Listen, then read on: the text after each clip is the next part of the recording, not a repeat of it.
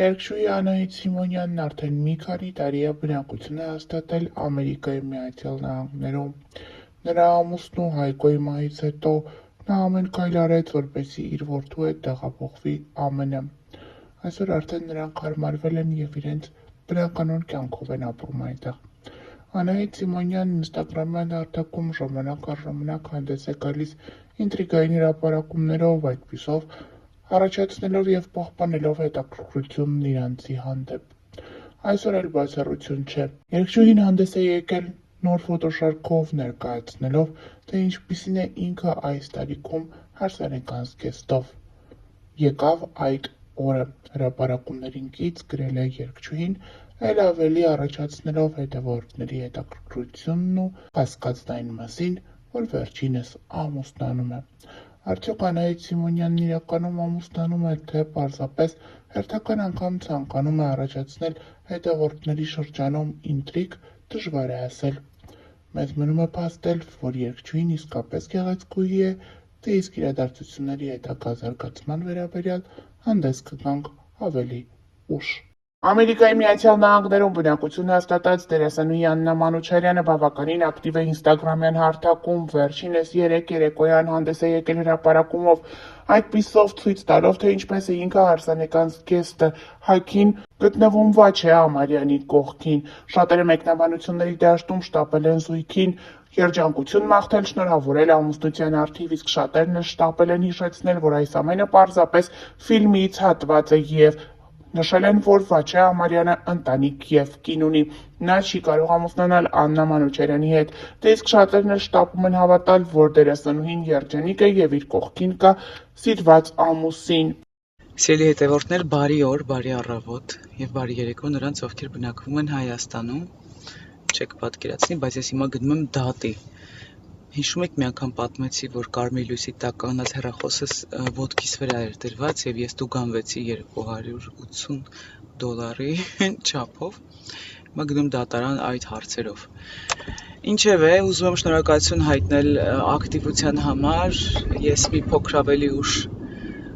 կմիանամ կրկին և հստակություն կմտցնեմ այս իրավիճակի մեջ։ Ինձ հաջողություն, ձեզ բոլորիդ լավ օր և լավ երեկո։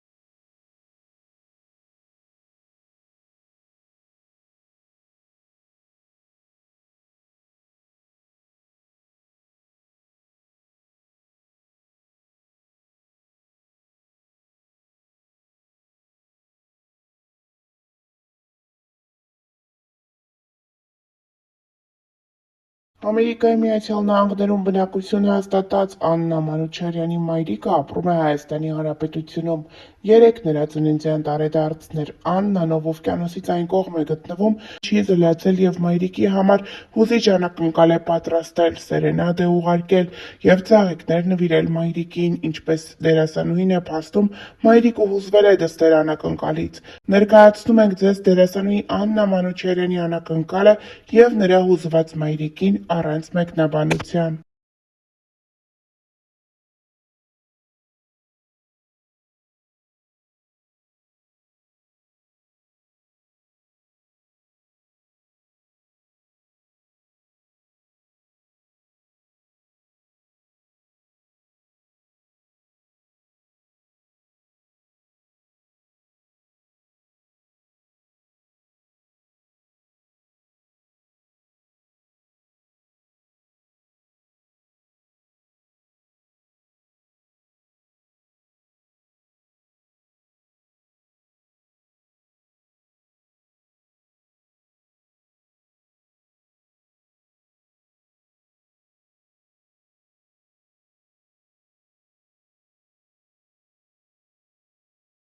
Այսօր Ամերիկայի Միացյալ Նահանգներում բնակություն հաստատած դերասանուհի Աննա Մանուչարյանի անձնական կյանքը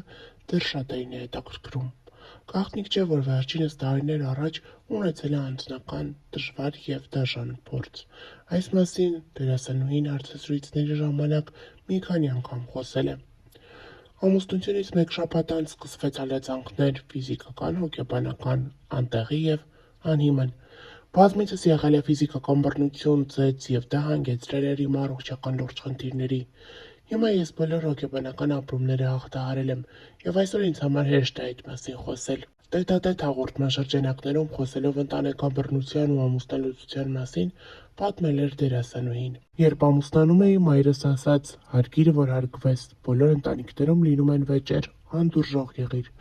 Ես քանի որ շատ մեծ հարսանիք էի ունեցել և մեծ պատասխանատվություն էի զգում ծնողներիս նկատմամբ, անդուրժում էի ամեն ինչ։ Դա է եղել իմ սխալը։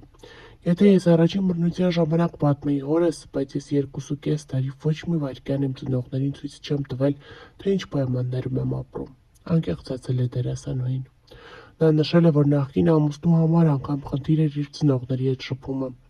Ես շատ հազվադեպ էի ծնողներիս հետ շփվում, տանից գրեթե դուրս չէի գալիս, միայն իր հետ գնում էի ծնողներիս տուն և վերադառնում էի։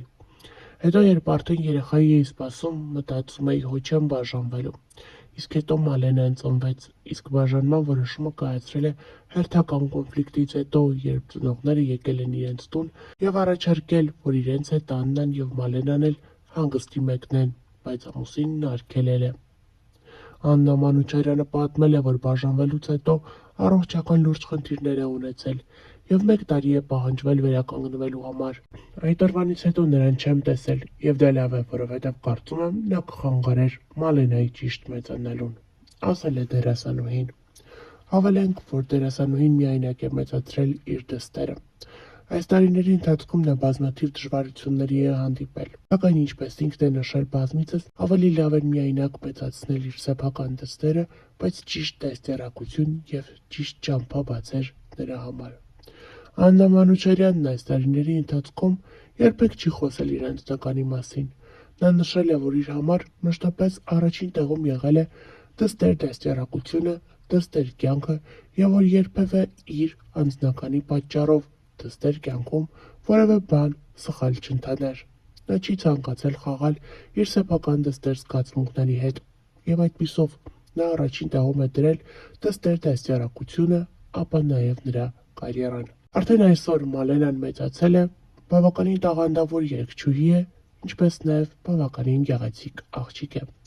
Աննա Մանուչարյանը մշտապես հիացմունքով և հպարտությամբ է խոսում իր դստեր մասին,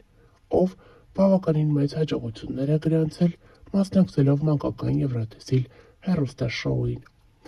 Առանձնացրել ենք Աննա Մանուչարյանի ինստագրամյան հարթակից մի քանի ստորիներ, որտեղ դերասանուհին ցույց է տալիս, թե ինչպիսի առօրյայով է ապրում Ամերիկայի Միացյալ Նահանգներում, ցույց է տալիս, թե ինչպես է պատրաստվում մրցանակաբաշխությանը, որը կայանալու է օրեր անց։ Այսօր հայտնվել եմ Վահագի ստուդիայում, Վահագ մի հատ ողջույն ասա։ Ողջույն։ Պաստորին ինքս տենց շատ լուրջ ստուդիա ունի եւ այստեղ ստեղծվում են բավականին հետաքրքիր պրոյեկտներ,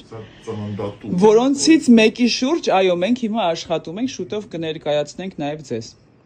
Ցտեսություն, շնորհակալություն այս 3 վայրկյանը, որ մեզ հետ եք։